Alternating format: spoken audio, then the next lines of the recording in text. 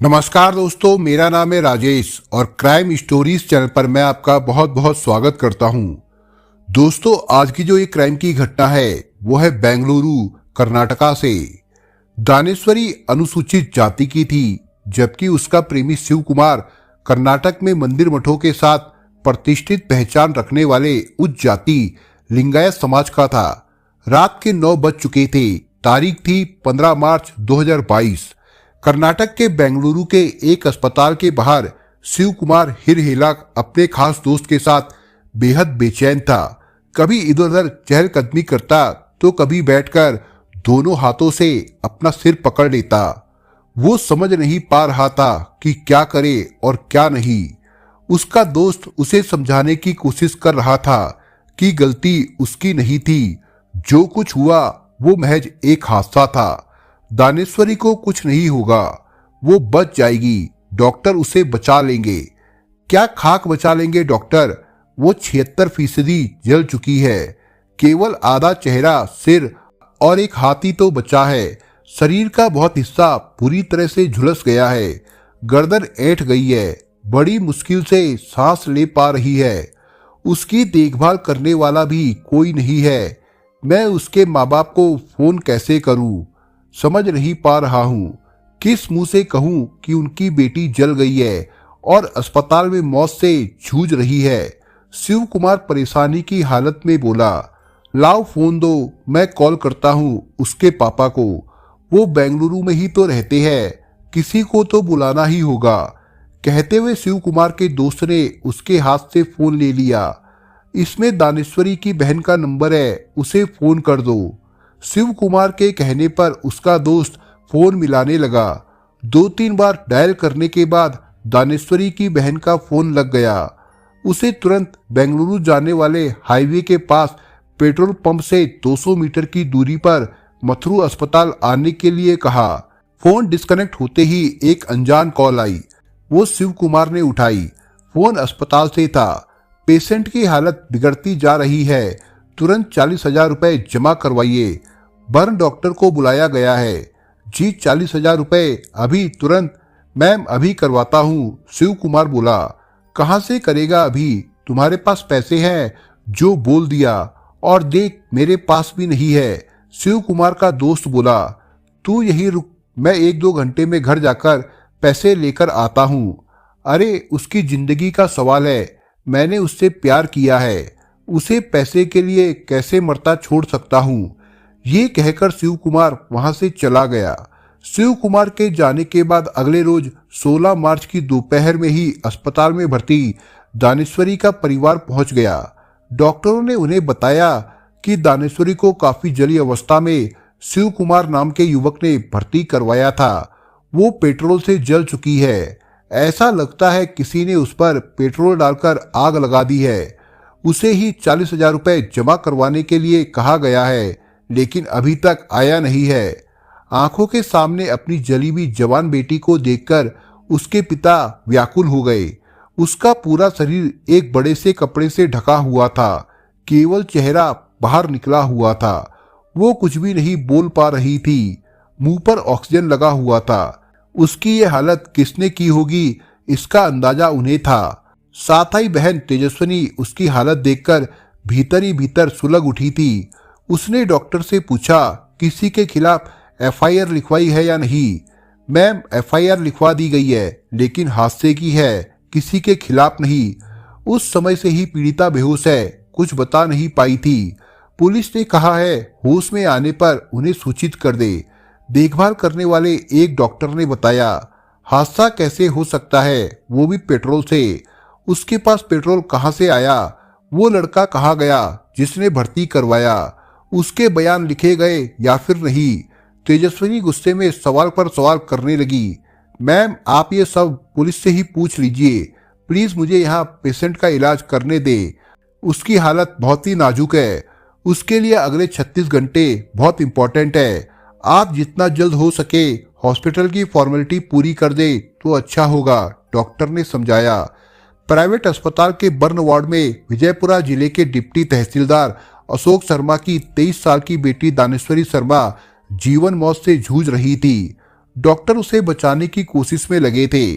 उसके पिता और बहन के गले ये बात नहीं उतर रही थी कि दानेश्वरी की यह हालत एक हादसे की वजह से हुई है।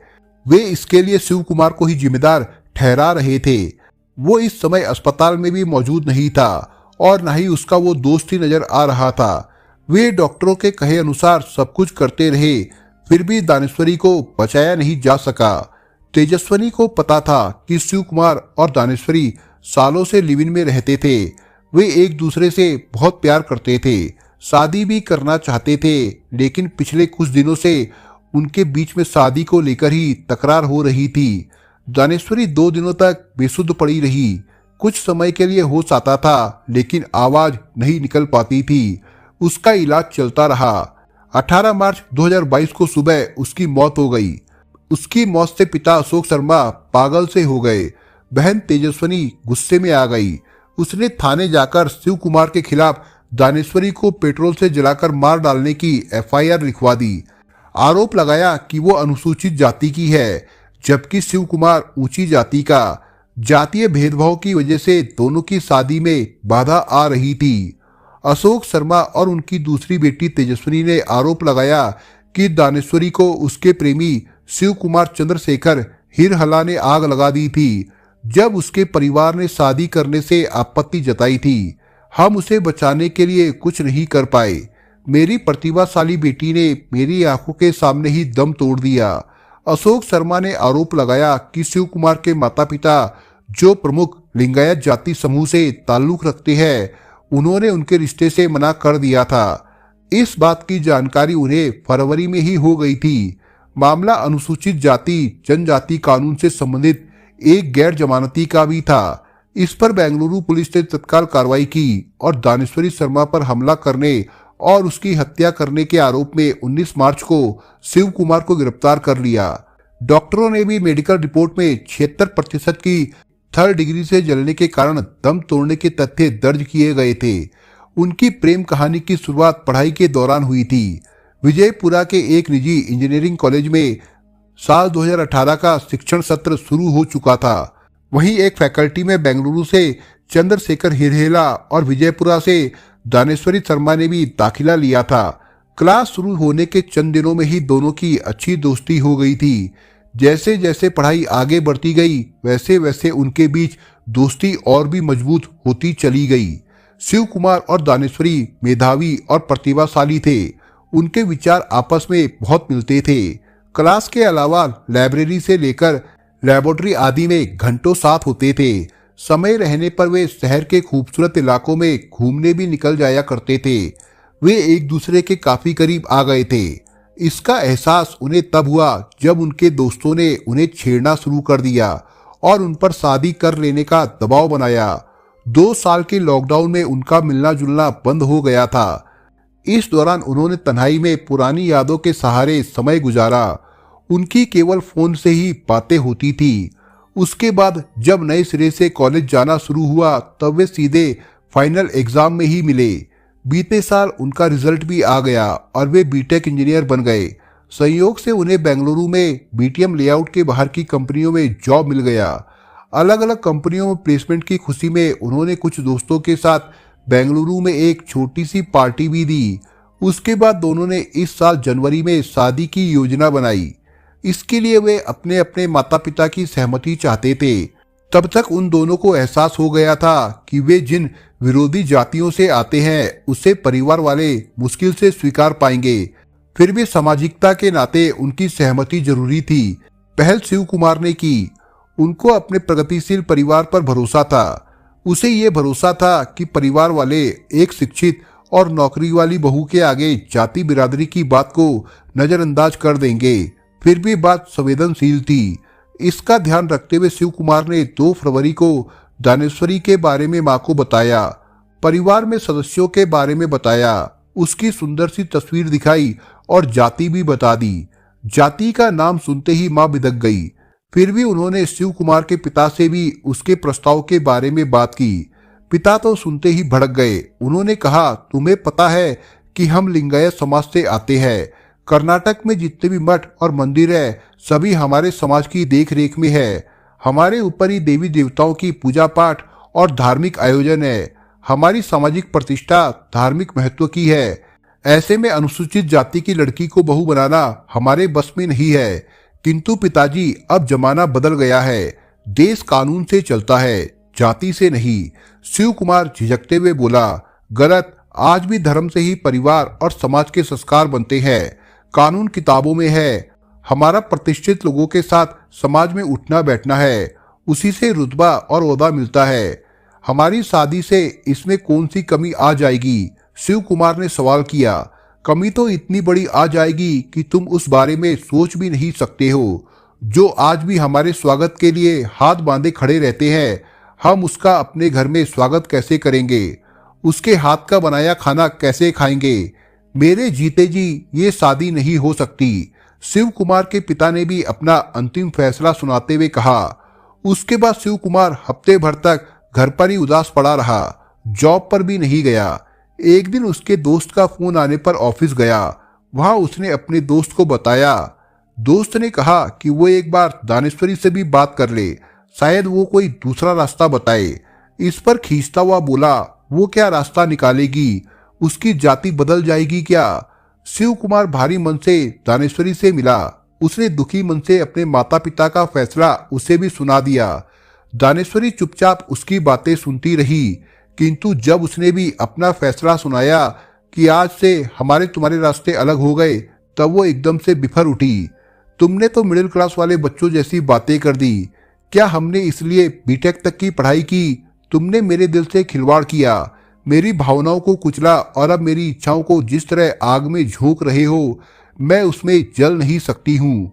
दानेश्वरी की आंखों से आंसू निकल आए थे। वो अपने दुपट्टे से आंसू पोंछने को हुई, तभी शिव कुमार ने उसका चेहरा हथेलियों में लेने की कोशिश की, लेकिन दानेश्वरी ने तेजी से उसे झटक दिया। अब कैसी सहानुभूति, मत छुओ मुझे, चीखती हुई वो बोली। शिव कुमार सहम गया और उस समय वहां से चला आया। उसी रोज उनकी फोन पर भी बात हुई, जो तीखी बहस में बदल गई। उसके अगले रोज 15 मार्च 2022 को शिव कुमार ने अपने दोस्तों के साथ रात 8 बजे इलेक्ट्रॉनिक सिटी में एक पेट्रोल पंप के पास दानेश्वरी को मिलने के लिए बुलाया। दानेश्वरी वहां अकेली आई थी। बताते हैं वहां भी उनके बीच में तीखी बहस होने लगी थी। उस समय उसका दोस्त दूर जाकर बैठ गया था। उसने आग की लपटें उठती देखी तो भागकर वहां पहुंचा। दानेश्वरी जल रही थी। शिव कुमार मिट्टी फेंककर आग बुझाने की कोशिश कर रहा था। आग बुझने पर शिव कुमार दानेश्वरी को अर्धजली अवस्था में रात 8:30 बजे कुडलू गेट के पास मथुरा अस्पताल ले गया। उस समय दानेश्वरी के शरीर पर जलने के घाव उसकी पीठ, हाथ और पैर पर थे। शरीर के सामने के हिस्से में जलने के घाव नहीं थे। स्थानीय लोगों द्वारा आग लगने की सूचना तेजी से फैल गई। कुछ लोग वहां पर भी आ जुटे, जिसे बाद में पुलिस ने हादसा कहकर हटा दिया। बाद में पुलिस के मुताबिक दानेश्वरी को अस्पताल ले जाने के तुरंत बाद शिव कुमार फरार हो गया था। हालांकि इस बारे में गिरफ्तारी के बाद उसने दावा किया कि वो दानेश्वरी को बचा रहा था जब उसने गलत कदम उठाने की कोशिश में आग लगाई थी। पीड़िता की बहन तेजस्विनी द्वारा शिव कुमार के खिलाफ दर्ज करवाई गई शिकायत के अनुसार अत्याचार निवारण अधिनियम और आईपीसी की धारा 302 के तहत मामला दर्ज किया गया है। फिलहाल पुलिस मृतका के प्रेमी शिव कुमार चंद्रशेखर हिरहेला से पूछताछ कर रही थी।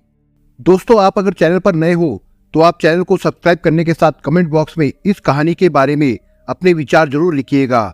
मिलता हूं एक नई कहानी के साथ, तब तक के लिए अपना ख्याल रखिएगा। धन्यवाद।